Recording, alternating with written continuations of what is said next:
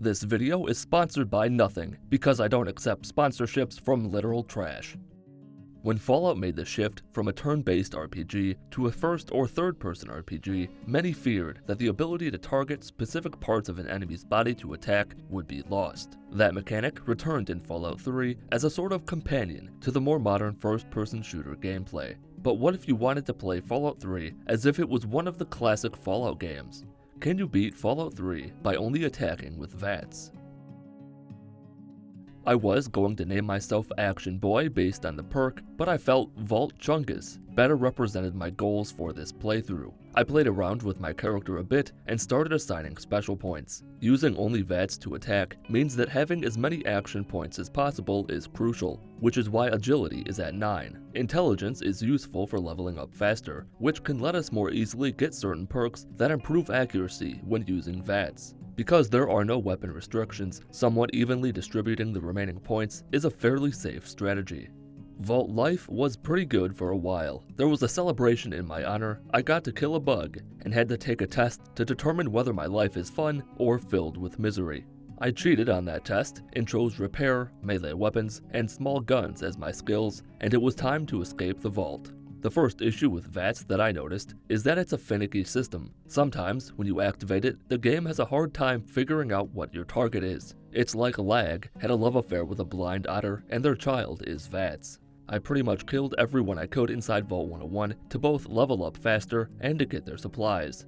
The big downside to attacking with VATS is that you're pretty much defenseless while you wait for your action points to regenerate. That's not much of a problem in a one-on-one fight, but when you're dealing with multiple enemies, it's a good way to drain your supply of Stimpaks.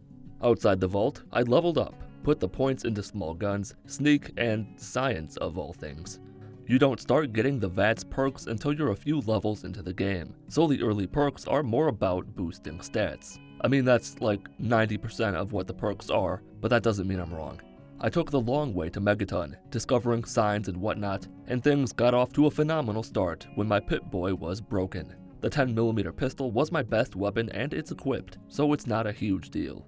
I tricked Moira into buying most of my trash. I tried to sell her my copy of Raid Shadow Legends, but even she's not stupid enough to buy that. I couldn't even pay her to take it.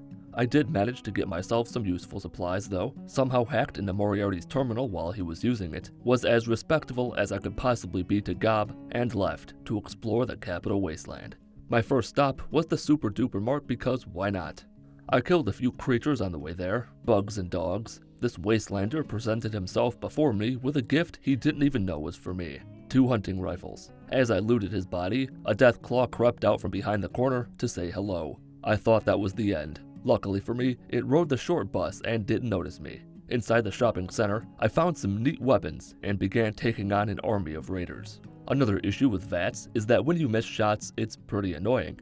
That's it. A fun side effect of this no Pip-Boy thing is that once I became over-encumbered, I had a hard time getting out of the line of sight of a raider. Also, I couldn't equip any of the weapons I'd found. Couldn't repair anything either, which was also fun.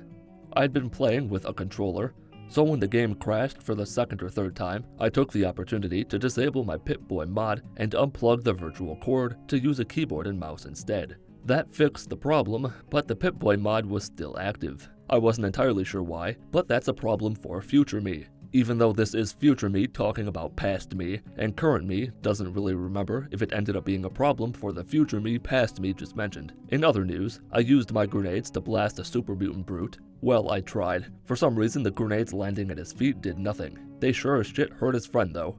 And he was battered and bruised by the shrapnel, so it seemed fitting that I play Ring Around the Rosie with him and beat him to death with a baseball bat. 2 Talon Company mercs tried their hand at ending the legend of Vault Chungus. You can probably guess how that turned out for them. I'll give you a hint if you're having trouble. They're dead. A nearby centaur came to investigate the noise, which presented me with a perfect opportunity to use a combat knife. Nothing says use a knife like tentacles being swung from the mouth of a monster. Rather than following the main questline, I wandered around for a bit. In my adventures, I found a small mutant camp and got my hands on a minigun that a brute let me borrow after I killed him and picked it up off his corpse. Then I saw a wasteland captive being held hostage by a mutant and his pet. I knew what I had to do. I've always done the right thing, no matter how hard it is. I killed the captive first. I had to make sure he wasn't going to suffer at the hands of the master, who's been dead for a long time. The pocket full of posies technique worked wonders on the Centaur. There was a 3-for-1 special on Dead Raiders if you used the promo code grenade at checkout. And I battled 2 minigun-wielding brutes with a flamer. Yeah, the flamer is just awful. I gave myself a preview of the suffering to come when I used the Chinese pistol on the last remaining brute, and I went down into Rock Creek Canyon. I knew there was nothing good for me down there, not because of the Mire Lurk, but because of what I saw on the walls, or rather what I didn't see on the walls. They were gone. The curse of Grandma Sparkle had begun to spread. I didn't waste too long down there. The longer you're near the darkness, the more likely you are to feel the desire to join it. It spread beyond the canyon, reaching the lampposts outside the National Guard depot. Then the game crashed. The crash is like a reset button. It's annoying, but it keeps my stupid comments about this glitchy game at bay. I went down into the ruins of the depot, battling robots and turrets along the way. The usual tactic for dealing with enemies is attacking then retreating behind a wall to wait for your AP to regenerate. It's especially useful on enemies that are slow and can't reach you. Down in the weapons quarters, I found a bunch of weapons, most of which were not in great condition, but were still useful nonetheless. I fought my way through more robots and more of the building's defenses until I got back outside and could return to Megaton to sell what I didn't need. With all the supplies in the world, I went back to one of the raider camps I found and began making my way through the metro station in search of Galaxy News Radio. The hunting rifle made quick work of the ghouls, and before long I emerged outside, took out the mutants giving Sarah Lyons trouble. I could tell they needed all the help they could get, and the behemoth arrived just in time for tea. A miniature nuclear cup of tea fired from a portable version of the superior siege weapon. Inside the GNR building, I spoke to 3Dog, who fled from me despite me doing nothing wrong. He probably knew what was coming. I followed him into his room and bonked him with my bat. Because I remained hidden, nobody knew that he was dead. Some jokester even told me that 3Dog is waiting for me upstairs. He's gonna be sad later, and that makes me happy.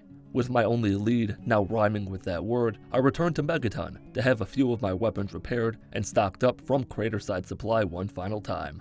Bad tidings are about to befall this little community. I started my rampage with Mr. Moriarty. In my defense, I don't think it was the bat that killed him. I think it was bouncing his face off his cabinet. Sharp corners are dangerous, almost as dangerous as a maniac throwing grenades indoors. Not that I would know anything about that. Back outside, I tempted the radioactive gods of fate by firing a mini-nuke inside the boundaries of the town, hoping the big nuke would hear the commotion and wake up from its nap. If not, that's okay. I've got ways of waking it up. Pretty much everyone in Megaton died. Some fought back, more bravely than others, but most turned their faces into a slipping hazard on the ground. Moira was one of the last to fall before me. I used my patented baseball bat baseball swing to strike her out of existence. Once I'd raided her cache of weapons, I'd left and began heading towards Smith Casey's garage. Mel tried to mug me and lost his face in a freak shotgun accident. Closer to my destination, I got into a brief firefight with a few rat scorpions that were pretty mean to me. Critical shots proved to be my ally again. I discovered some alien ammo down in a radiation hole, as well as a ridiculous number of Talon Company mercs, making me think the location I discovered was their base or something. Oh, and I took out a giant rat scorpion with a fat man. Better to overkill than underkill. The Talon Company base was a real treat in the classical sense of the word. A lot of things died down there, and I do mean a lot. On the plus side, their armor found a new home around my body, and, more importantly, I now have a missile launcher. I went inside Fort Bannister. The door was locked, but I've never let that stop me before. The sniper rifle I'd gotten some minutes or hours ago was effective, but used a solid chunk of my available action points. After using the circle around an object to take advantage of the limitations of a game from 2008 technique, I entered Smith Casey's garage and entered the simulation. It was here I decided to really change things up. Instead of activating the failsafe, I spent some time virtually tormenting people. Unfortunately, VATS doesn't work in Tranquility Lane, so I couldn't punch Timmy Nussbaum in his stupid head.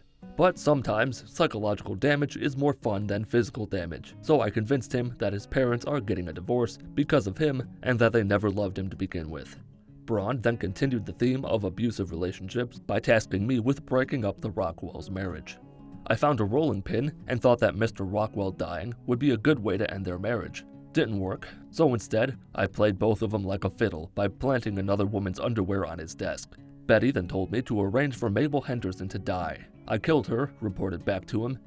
They didn't really listen to what he said, killed her again. Then the third time I got the message and got sneaky with it. All it took was fiddling with a stove and she accidentally lit herself on fire and burned to death. That doesn't disqualify the run. I set the stage, but Mabel was the one who killed herself. It's no different than leading someone to a mine that was already on the ground when I found it. Next came the last and most fun part of any simulation, putting on a clown mask and running around with a knife, killing everyone in town. This really takes me back to when I was a boy. Christmas was always a special time. With Braun's demands fulfilled, I left the simulation with my father and agreed to meet him back at Rivet City. On the way there, I ended the evil of Grandma Sparkle, took out some raiders, discovered the Citadel, and arrived at the Jefferson Memorial. As I usually do, I entered the memorial to clear it out before proceeding with the story. I used the .44 Magnum briefly because robots and because it's a powerful weapon, but switched to a combat shotgun later on because at extremely close range, it's overwhelmingly powerful, unless you miss. With the building mostly cleared out, I continued onward towards Rivet City, bought some things from the market, met Dad, left Dad, and I'd somehow failed at clearing out the memorial, despite being able to sleep in a bed in the basement.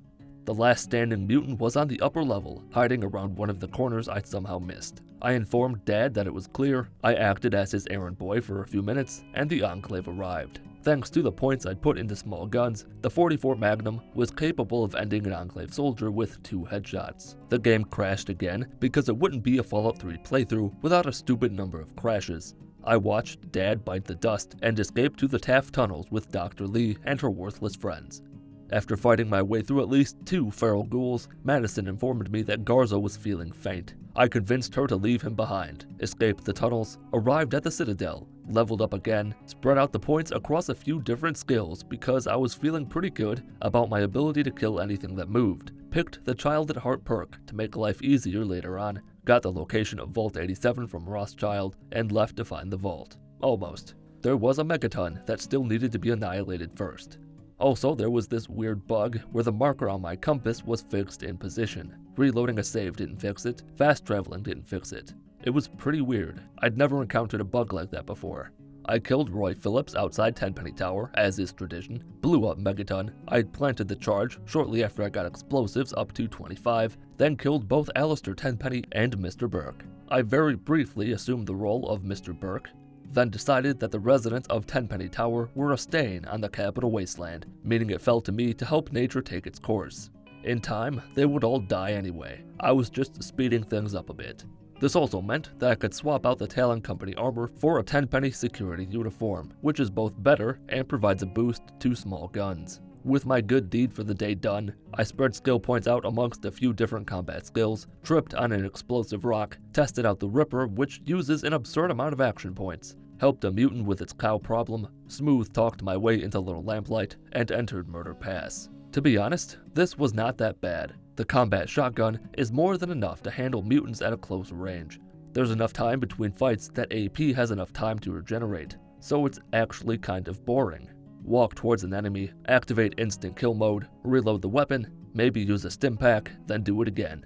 Hell, even the Super Mutant Master wasn't much of a threat. I tried using a Super Sledge a bit inside the vault. It was okay. Some weapons that are normally extremely powerful suck when used exclusively in VATS. The .44 Magnum is as useful and adorable as ever. It's not often that I'm more than capable of killing everything I come in contact with as I push through Vault 87, but this was definitely one of those times. Minigun still sucks, if you were wondering. My special assault rifle had been repaired and had enough ammo to kill everything in the wasteland, so I relied on it, along with grenades, to get through most of the vault. I freed Fox, then gave him a colonoscopy with a miniature nuclear warhead. As tough as he was, he couldn't handle it and died. Rest in peace, Fox. I continued fighting my way through everything in my path until I got the Gek and was abducted by the Enclave. Now at level 11, I dumped all my points into small guns, picked Finesse as my perk for more criticals, and killed every Enclave soldier and scientist I found. None were spared.